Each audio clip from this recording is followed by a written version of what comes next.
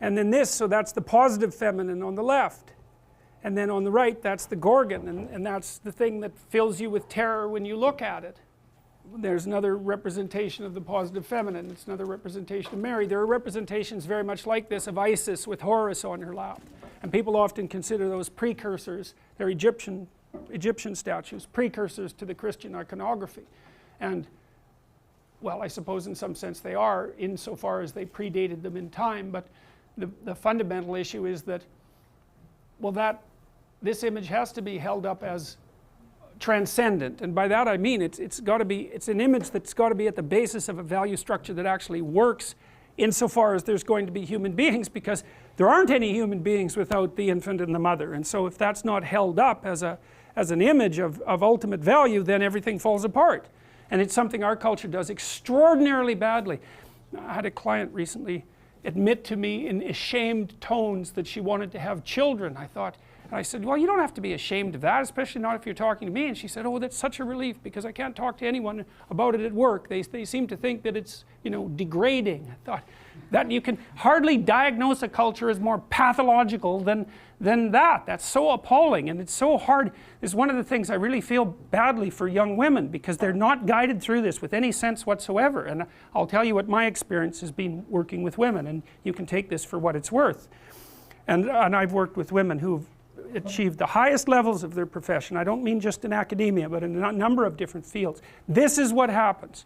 We'll take the typical woman, conservative woman, because they're more typical, conscientious, not particularly open. So they're dutiful people, they're existing within the structures of their society. So I'll take female lawyers as a classic example. So they're very good in high school, very hardworking, very intelligent, but very dutiful, and often rather agreeable. And that's important, because it means to some degree that they want to please and they'll do what they're told. And so part of the reason I think that women are outperforming men in elementary, junior high school, and university is because they're more likely to be obedient. And I know that to some degree because we did analysis of students in Quebec and found out that one thing that predicted grades over and above intelligence and conscientiousness was agreeableness, and agreeable people got better grades than their IQ and conscientiousness would predict. And that's particularly negative for men. So imagine this is what's happening. So you're a borderline student, and you're also a bit rebellious and antisocial. I'm going to fail you. Like you're right on the cusp. Don't like you much. You fail. You have exactly the same grade profile, but I like you. Tick. You move ahead. You don't. And so one of the things that's dividing men from women as they progress through school is the degree to which they're agreeable. Now that works out to some degree for women insofar as the agreeableness moves them forward, but they encounter the negative elements of being agreeable later in their careers. Anyways, their women are very good in high school, then they go to college, they're very good in college, they nail their damn grades, they do their studying, they get their A's, and they ace their LSAT, so they're smart too. Then they go off to do their articling and they're really, really good at it. And then they get offered an associate position and they're really, really good at it, and then by the time they're 30 they make partner, and let's say they're in high pressure, high paying jobs, $250,000 a year, $300,000 a year, $500 an hour. Okay, what's your life like? You work all the time, period. 70 hours a week, 75 hours a week, flat out, and you don't get to make any mistakes. And if your client calls you at 3 in the morning on Sunday, you say, I'm really glad to hear from you, because if you don't, there's some hot law firm in New York that'll take your client from you at a moment's notice. And the client is paying you, whatever, the firm, $750 an hour, of which maybe you get $350, and what they want is an answer about something really complicated, right bloody now. And you can say all you want about the fact that women have a difficult time with that because it's a male-dominant patriarchy. Any female lawyer who's hit 30 and is a partner that has any sense at all knows that's complete bloody rubbish. It's market determined right to the core. What happens to the women when they're in their 30s? They all leave the high-end law firms. Why? Because who in their right mind would want to live like that? That's the issue, right? Once you make about $60,000 a year for your family, but let's say for you personally, additional income has zero impact on your quality of life. Zero. So why work 80 hours a week? Well, men will do it, some men, very few. a handful of hyper-competitive men who are obsessed with hitting the pinnacle of the given dominance hierarchy they're in will happily work 80 hours a week, and they'll forego everything else, relationships, family, children, way in the second category. And so those men are often very difficult to live with too, because they're so obsessed with their career. It's hard to have a relationship with them. And maybe they don't have much of a relationship with their kids, but they're damn good at what they do, and part of that is they're smart and disciplined, and they'll work non-stop all the time. It's like an obsession, and that's the sort of people who run things. Those are the people who run things. Well, they're often also disagreeable too, because you want to manage people? Really? They're not going to like you. You know, and it's not an easy thing to not be liked, and actually if you're an agreeable person, and women are more agreeable than men, it's quite painful to be disliked. But if you're in a managerial and executive position, the probability that people are going to like you is quite low. Now, if you're a real son of a bitch, then they're going to dislike you more. But those positions are very stressful, partly because of the interpersonal dynamics, and they're also incredibly, incredibly competitive. So the women hit that at 30 and they're completely qualified, and the law firms are bloody desperate to keep them, because it's really hard to find highly qualified people, especially once you've put all that time into training them, especially if they're also good at bringing in business. The law firms trip over themselves to try to keep them. They can't.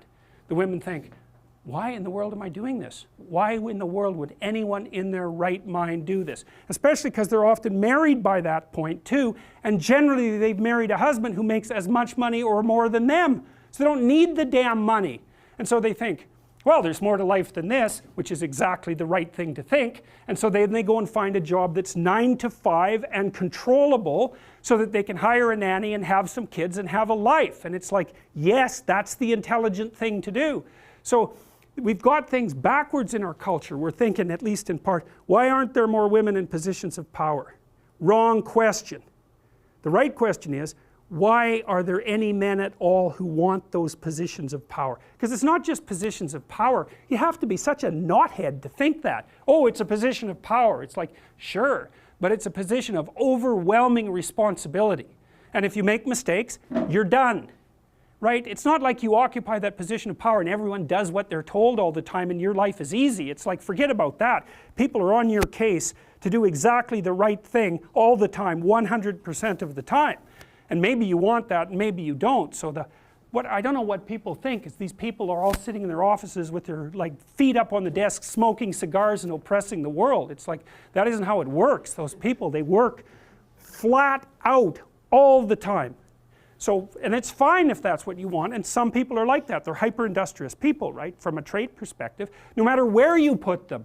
If you put them in a forest with an axe, they just wander around chopping down trees non-stop, right, because it's built into them.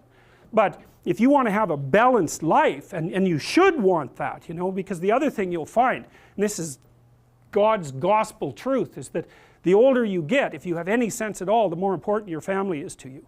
Like the utility of your career, maybe that peaks around 35 or 40, and it starts to decline pretty rapidly after that. And what happens, if you're fortunate, you have someone in your life that you love, that you've woven yourself together with, and you have some kids so that you have something to do from the time you're 50 till the time you're 80.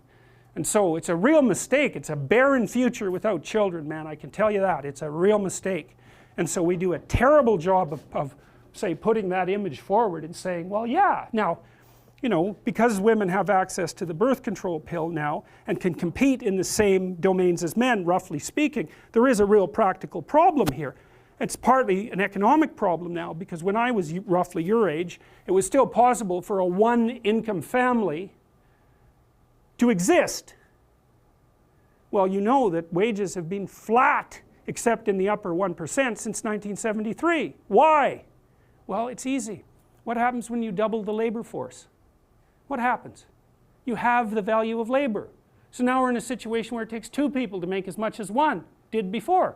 So we went from a situation where women's career opportunities were relatively limited to where they were relatively unlimited and there were 2 incomes, to where, and so women could work, to a situation where women have to work and they only make half as much as they would have otherwise. And now we're going to go into a situation, this is the next step, whereas women will work because men won't. And that's what's coming now. So there was an economist article showing that 50% now of boys in school are having trouble with their basic subjects. And you look around you in universities, you can see this happening. I've watched it over decades. I would say 90% of the people in my personality class are now women. There won't be a damn man left in university in 10 years, except in the STEM fields. And it's a complete bloody catastrophe. And it's a catastrophe for women, because I don't know where the hell you're going to find someone to have a, to marry and have a family with if this keeps happening. So, and you think when you're 19, because you're so clueless when you're 19, you don't know a bloody thing, you think, well, I'm not really sure I want children anyways. It's like, oh yeah, you tell how well you've been educated. Jesus, dismal. Dismal. Without fail, I got to tell you, without fail, I've watched women go through their professional careers, many, many of them. It's a very rare woman who at the age of 30 doesn't consider having a child her primary desire. And the ones that don't consider that, generally, in my observation, there's something that isn't quite right in the way that they're constituted or looking at the world. Sometimes you get women who are truly non-maternal, by temperament.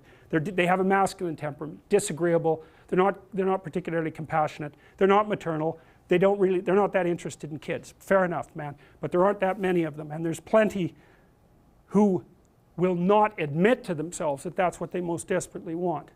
Do you think women would be better off if they had kids earlier and focused on a career, say in their 30s? Who knows? Like it really is a problem. That seems like a more rational decision to me. Yeah, it's a really tough one. I don't think anybody knows the answer to that, because I mean, if you're 35 and your kids are, say, 10, 11, yeah. then you can go get a bachelor's degree, get your master's. Well, it seems more easy that way yeah. than having the career first and then trying to raise young kids. Yeah, I can't answer that, because I've seen women do a good job of it both ways. And you do get the odd woman who manages a high-powered career and kids, but Jesus, those women, man, like they buy more powerful microwaves because it'll take 45 seconds to cook the food instead of a minute. And I'm not kidding. It's like they're up at 5, they exercise for half an hour, they make breakfast, they get their kids ready to work, they go to work, they work 14-hour days, flat bloody out, they come home and work for another 2 hours to get their kids organized, they have a nanny to help them out, and then they work for 2 more hours before they go to bed at like 1, and then they're up at 5 and they do that again. And I'll tell you, you better be tough if you're going to do that, physically too, because you'll just burn yourself to a crisp. I've seen some women manage it, but they're tough and they're rare, because that's a hell of a regimen. And then if anything goes wrong, you have a sick kid or something like that, or there's any sort of crisis in your family, it's just, then it becomes too much. And I don't know the answer to that, I mean, the advantage women have is they live about 8 years longer than men, because testosterone kills men. So, Yeah, but they have a limited time span to have children, right? well, that's right. They pay up front and gain in the long run. But it isn't clear how our society should sort this out. We don't know, and it's partly we don't know what to do now that women have control of their reproductive function. It's a big mystery. Yep. I don't have an answer to that either. But I think from a practical aspect, and this goes for both men and women, even if women were to enter the workforce later on, they'd be at competition with people who are younger, and that's always a conflict in the workforce. Like, people are always hiring younger talent because of how long they can be in the workforce. Yep. Yes, well, and the thing is, young stupid people have the advantage of being young. Middle-aged stupid people have the disadvantage of being middle-aged. And so if you're going to hire a young stupid person or a middle-aged stupid person, you'll go for the young stupid person. And by stupid, I mean, I'm being sarcastic, obviously, but I mean without experience and just getting started in the world. You're much more likely to favor someone young because there's an instant explanation for their relative cluelessness. And it's a problem, So I don't know what the answer is, but one answer certainly is, at least in part, is to start letting young women know what being 30 and being female is like, and also to disabuse them of the notion that there's something magical about a career. First of all, most people don't have careers, man. They have jobs. And the reason you get paid for a job is because you're being asked to do things you wouldn't do unless you were being paid. And so it's not some utopia of cigar smoking with your boots up on your desk, that's for sure. Not that would be such a utopia to begin with.